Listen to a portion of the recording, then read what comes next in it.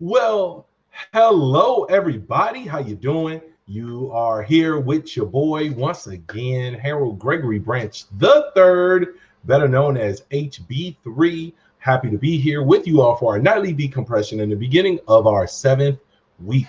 Very happy to be spending this time with you. And I keep saying the week that it is, because I'm kind of amazed that we just came out of nowhere with the idea to come and sit with the family for about 15 minutes a night, a little bit longer, and now we're already into the 7th week, which is great. Anna, how you doing? Thank you for chiming in with us. So those of you who don't know, our nightly decompressions, which is what this is called, is an opportunity for us to spend some time and pretty much give you all permission, give you all ideas, give you all some different strategies to decompress from intense days. There's a lot going on in the world. We have everything from the COVID-19, and that keeps changing and shifting under our feet, to the fight for equality that's happening right now, being led by the Black Lives Matter movement, but it's spreading even beyond that movement. We're seeing different groups of individuals really taking advantage of the time, not advantage like in a bad way, but taking advantage of the moment and really diving in and getting things fixed and squared away that should have been squared away quite some time ago. Hey, Drea, what's going on? Liz, what's happening? Miss Campbell, I see you. Thank you all for chiming in. It's just a very interesting time. We're in a point where we have federal authorities in Portland, throwing people in unmarked vans. So it's getting very weird. And seeing all this news and hearing everything going on, you got everything from Will and Jada on our minds, right? It could be stressful, it could be overwhelming. So let's talk about some things to help you kind of release it so you could have a good evening and then wake up tomorrow and dive back into the journey, the fight, the plan, the process, because we do need you. We need you engaged. We need you active. We need you talking about this stuff, having a tough conversation. We need you voting. We need you to do all these different things so we can move this agenda forward. And that's why we're doing this, to help you with your longevity. This isn't to help you totally detach. It's help you step away for a moment. So that's why we're here. Janelle, what's going on? Good to see you too. With that being said, let me bring to you our amazing co-host who was gracious enough to partner with me on this project. She is a psychologist licensed here in the state of Arizona who focuses on working with our military, and she is a veteran herself who specializes in trauma, PTSD, all that stuff. And she's just amazing at what she does, but she has a very extensive background, and I'm excited because we're actually going to go over that background today. So let me reintroduce Dr. Angela Kenzslowe. How you doing? I'm wonderful, Mr. Branch. How are you? I'm doing wonderful. Thank you very much. You know what I mean? Oh, got it. So, Anna, I just read your post. Without a doubt, I'm glad we're here to help with that decompression, because it sounds like you can use it just like everybody else.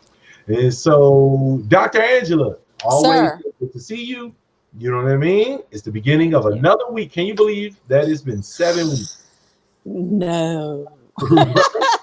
And we have been consistent. We have been here faithfully, even, through, I even had some travel at some point, still chiming in. And I know we get busy. 6 o'clock is still kind of a prime time for events and different things. So I know there are going to be some days coming up where I'm going to have to participate in something else and you'll lead the conversation and vice versa. So I'm grateful to have a partner that I could share that responsibility with, that I'm more than happy with and more than believe in and trust in to handle all of this goodness, because we love our people, and I know you love the people just as much as I do, so that's something that we share. That's something we have in common. So tonight is about you, Dr. Kenzslowe. Which I found out about a little earlier. I know. You know what I mean? One thing I've learned, I have great ideas. They just tend to come late. I was like, okay. They show up late. So you may not have a whole lot of notice, but it's going to be amazing. You know what I mean? I'm That's good kind on of the the spot. motto working I'm with good on the HB. spot. I'm good on the spot. I know you are. I know you are. I know you are. So, people have been they spend 6 total weeks with us so far. Yeah. That's a healthy amount of time. If you're dating somebody, I always say people could fake it for about a month, maybe two, then you start to see a little bit of their true self. You know what I'm Or saying? 6 months, It's so, or 9 months, or a I year. know it's some folks out here Yeah, you got to 10 see years, at least right? a full season, a full A full. All full right, all term in right. the sun. I'm not giving them enough time to evaluate, right? And so, but I do want to spend some time helping everyone get to know you a little bit better, Okay. because a lot of people, they're sharing how much they love this, how much stock they're putting into it, and they're starting to depend on us. And people should know who the people they depend on are. Is that a fair statement? That's fair. Okay. And so why don't you tell us a little bit about yourself? Where were you raised? What Okay. did that upbringing look like? That's a good Just a little bit. question. You Yeah, don't just go a too little bit. deep. So that's in the book. Just a bit. That's in the book that I co-wrote with Kim Coles. So There we go. I was born and raised in Southern California, and Okay. I went to 17 schools before I graduated from high school. Wow. I went to 17 Wow. schools. You just kept getting kicked out, or No, we moved a lot. okay. Uh, Okay. yeah. Okay. Okay. And so when I was kindergarten through 5th grade, every school year was a different school. 6th Wow. grade, I went to 2 schools. 7th grade, I went to 3 schools. And high school, I went to 3 schools. So 7th grade, I started off in Las Vegas, went back to Yeah. Inglewood, where I was in the 5th grade, and then finished 7th grade in South San Diego at Montgomery Junior, and was with those people all the way until the second semester of my junior year of high school. So we finished junior high Okay. together, started high school together. And so when people ask me where I'm from, typically I'll say South San Diego, because that's where the formative years were. So Got it. although I was with the same kids, I still moved around a tremendous amount within the neighborhood. Okay. So Okay. I still moved from At everywhere. least you stayed in the neighborhood and then I moving stayed in the around. neighborhood, but that's the There you reason go. why I finally ended up having to change high schools. I moved from San Diego. I literally moved from San Ysidro, which is the border town between the U.S. and Mexico. So San Ysidro is the border Okay. town. And I lived like a half mile from the border, and then moved to Phoenix. Yeah. Okay. All right. Yeah. That I got questions for another day. Okay. Already, but we'll save that for another day. So you got here to Phoenix. So I'm going to give some background of Please. why I think I was able to be resilient, and why I think I ended up with an entrepreneurial spirit. So that'd be great.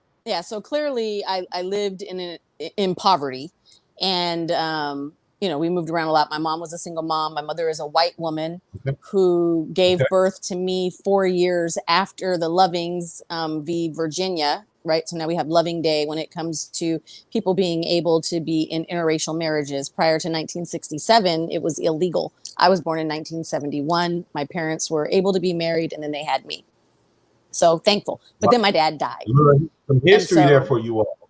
Yeah. So then my dad died right after I turned 5.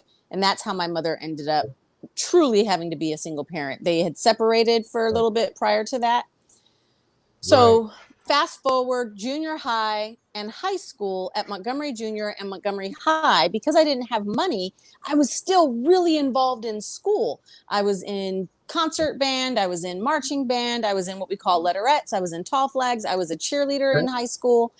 And in order to do those things, you have to pay for uniforms. You have to help pay for the school bus that helps us travel. So there was so much that we had to do in order to make money. And the kids who I went to school with, they were more middle class. There were some people who were like me, but most folks, their parents were in the military or doing some other type of low middle class type work.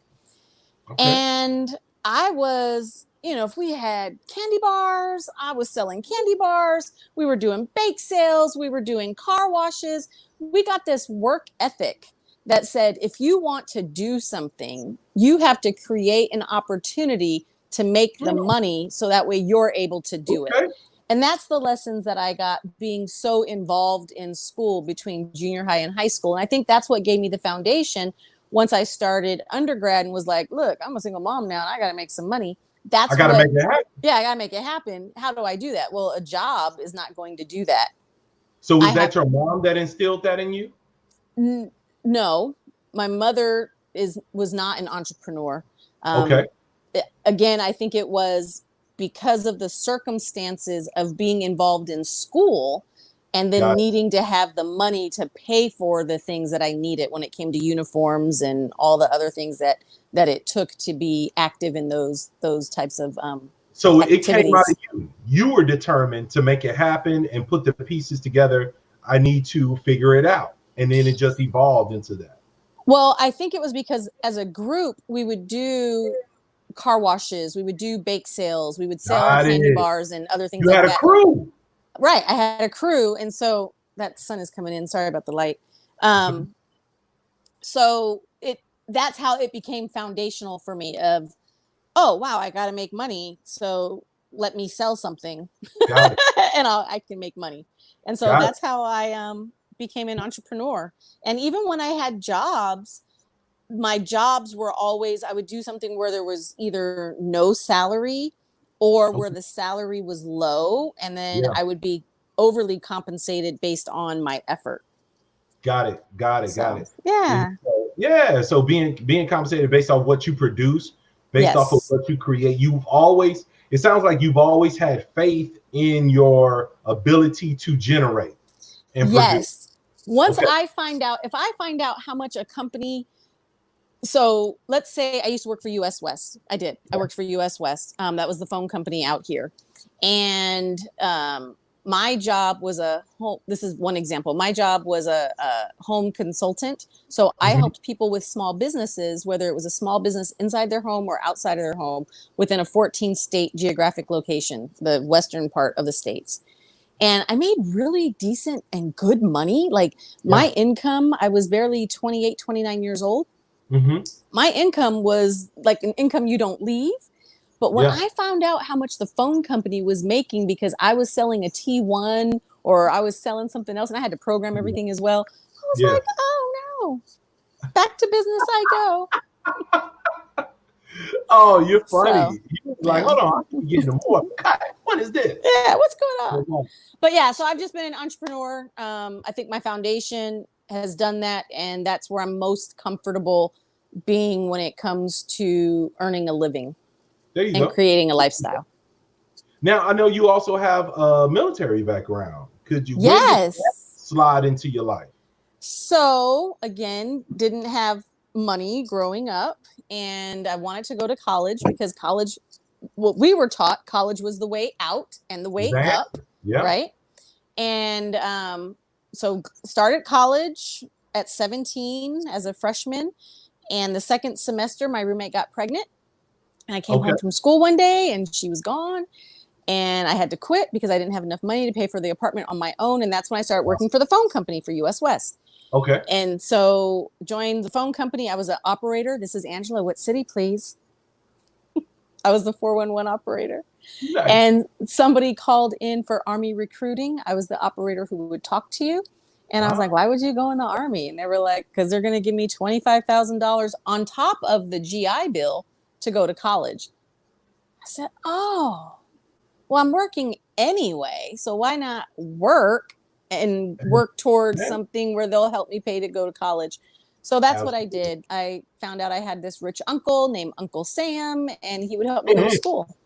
There you go. And I will tell you, though, for young people, especially young people who have a similar foundation as mine, where your family doesn't have a lot of money to help you in life, this has been the gift that has kept on giving to me. I'm 48 years old now.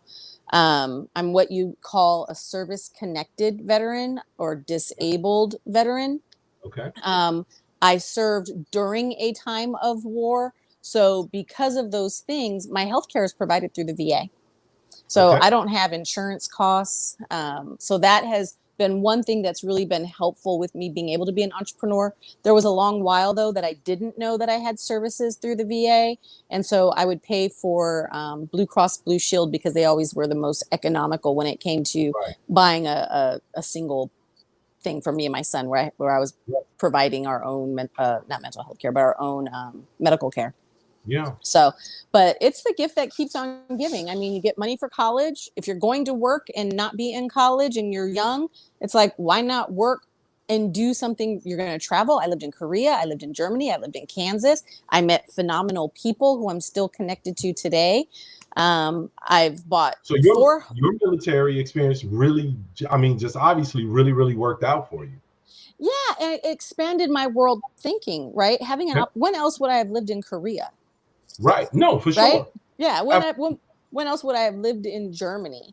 Absolutely. And yeah, so I think it helps to broaden our horizons. And if not the military, maybe the Peace Corps, or go become a doctor and do Doctors Without Borders. Yeah. Yeah. Yeah, without a doubt. No, I could respect that. And I know it's a lot of different opinions as far as military is concerned, but it's good to hear that it worked out for you and you were able to make the whole package work. Before we go, because time is winding down, you mentioned that your mom was a single mom. You didn't grow up with a lot of money. No money. That's a nice way of saying no money. No money. I was afraid to ask. Struggling. Yes. And homeless at times. And homeless even at times. Yep. And you've also mentioned before that, I mean, you had a situation you really had to figure out how to put yourself through school, through college. You was a single mom in school. That's a big passion of yours. Yes. You've experienced some hardships, to be fair. And as a younger person, yes. As a younger person, you've experienced some hardships, to be fair. Number one, did you always want to become a psychologist? Yes. Number two, how did you push through all of that to maintain your spirit? And I think that's super important, because people, sometimes we go through things and the thing that we go through holds on to us, and it's hard to be joyful. It's hard to be happy. It's hard to trust. It's hard to believe in people. Yeah. You get your heart broke. Woman get his heart broke. Now, kind of, it's hard to trust any man at all. Men get their heart broke, hard to trust any woman, or just whoever you may be dating, right? And so all of those experiences could have bittered you, and I don't get any bitterness from you. How were you able to maintain your spirit? So first, I've experienced, those things. I've been married. I'm no longer married. I've had relationships that I'm no longer in. So, and that's life, right? Yeah. Sometimes relationships end because it's like, oh, this was good for us, and now we've grown apart and we just go on our way. And then there's been relationships that end and it's like, I didn't know that's who you really were. Right. No, we gotta let that go. Yeah, right. I hope I'm not somebody's heartbreak. That's my hope. And I know this son is going crazy. So how do I get through with spirit? I wasn't raised spiritually in a spiritual household. Right. And this is a whole long other story. I don't think we have the time for this. Right. I became a Christian living in Germany. Okay. And that has been interesting for anyone who is familiar with apostolic or Pentecostal. Okay. You'll understand. You'll have a quick vision of what my early Christian life looked like. Okay. I actually got reprimanded for being in Waiting to Exhale. You got what in Waiting to Exhale? I got reprimanded for being in the movies. Yeah. Oh, yeah, man. That was a time in my life. But what was I doing? Because of the way I was raised, and there were different things that I didn't have. It's trial and error as an adult, right? You got to figure it out. I'm asking questions. My son, poor my child, because I'm trying to figure out, like, okay, how am I supposed to raise him the best way? Right. You know, what am I supposed to do? And so I would listen to people. Back to spanking, you know, my son. And if I could just dive in, just so you know, when I say spirit, I wasn't necessarily talking about spirituality, but just the joy that you should, how did you maintain it? Just a bright person. I am an optimistic person. Mm-hmm. I look for opportunity rather than defeat. And I think that outlook makes a huge difference. Opportunity rather than defeat. Yeah. And that's just how you've always been?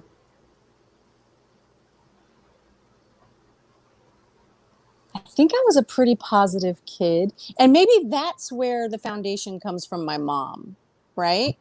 Okay. Although we moved a lot, it was like we never lived in bad neighborhoods. Okay. We would get evicted. We might say that long. We might have the extension cord in the light socket that's outside to get light inside. Absolutely. So I guess my mother, you know, I have never really thought about this part, HB. So I guess my mother always looking for opportunity. Where can we live well? Yeah. You know, we just never lived really in a bad place. So that's just, you know, that's what you're used to, is taking the best of a situation, and your mom kind of that's what's up. That's what's up, man. Yeah. And thank you for that. Thank you for that gift. I never really thought that through. Thank you for that. Of course. I mean, you know, and we're going to go because we're 5 minutes over, but okay. Yeah, we're going to roll. But I think that's an amazing gift to any of the parents out here, because sometimes we can feel bad for what we can't provide financially, economically. I was talking with someone the other day. They was talking about trying to make sure they have money for Christmas. I was like, man, just love on your family. Yeah. Like, that shouldn't be a worry right now when the world is in a pandemic, what you're going to buy people for Christmas. Yeah. Don't worry about that. So when those finances aren't available, the lessons and the attitude, your attitude, what you do to thing, is a gift that'll keep flowing. Yeah. That's my message for the day. I just got that from you. My attitude is the best gift I can give my children. And that's actually very powerful. It's so powerful. Yeah, that's powerful. It's so powerful, because so many of us are providing with a bad attitude. Why y'all in here? Y'all need you to be ain't Christian, so my cousin Lisa. You know how much I work right now. Exactly. You come in, you complain it, and they say God loves a cheerful giver. Yeah. Right? So that means to your family as well. That ain't just that means giving to your family with cheerfully giving of yourself. Come on now. All right, we 5 minutes over. We bogus. Love y'all. You're amazing. Hopefully this was helpful to you all to connect with your Dr. Angela. I'm glad it was helpful to you. And that's what I'm here for. I'm trying to contribute. We're going to be back tomorrow at 6 o'clock. Come check us out, family. Bottom line is, we're all warriors. We're in a beautiful struggle, a beautiful journey, a beautiful fight. Life is movement. Life is a push, right? Against the opposing energies. This is what we do. And we got to know how to fight. But to fight for any length of time, we also got to know how to heal. That is the warrior's way. We love you all. Take care. Phyllis, I love you. I miss you. And peace. See you tomorrow.